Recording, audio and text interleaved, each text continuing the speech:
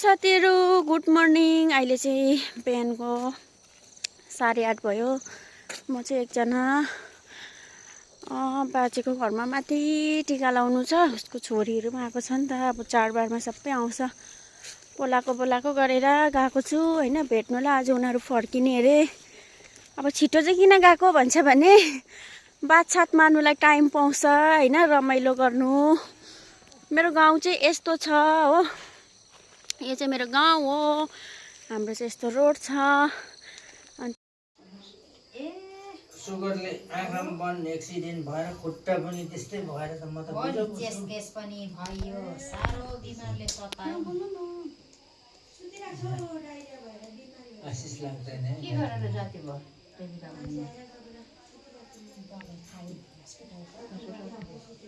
अहिले भन्छु भिडियो हुँदैछ नि त मेरो युट्युबमा जान्छ अन्त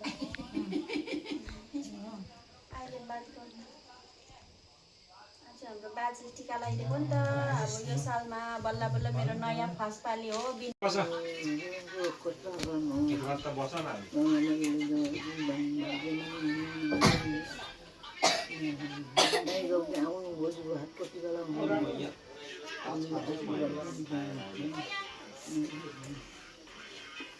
खोइ जोइ जय त बिमार छ।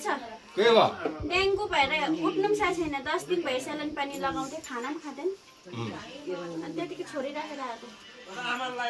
ल कोले गर्छ अन्त? अहिले अलिकति ठिक भएको छ। कोलाई ज्वाइँलाई हो।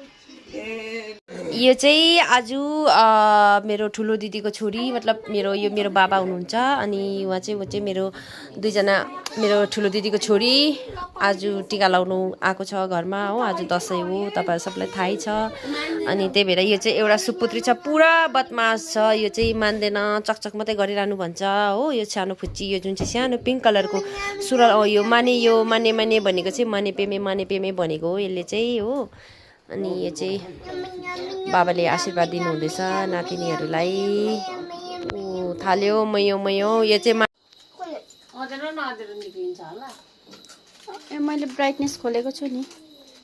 यो चाहिँ हाम्रो फुपू हो। भर्खर आइपुगेर टाढोको खरसाङबाट बोजूले टिका लगाइदिनु हुँदैछ।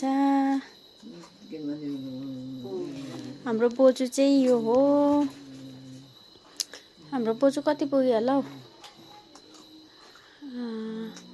80 को लाइनमा होला हाम्रो बोजू। नै 70 वर्ष पुग्यो अरे हाम्रो बोजू।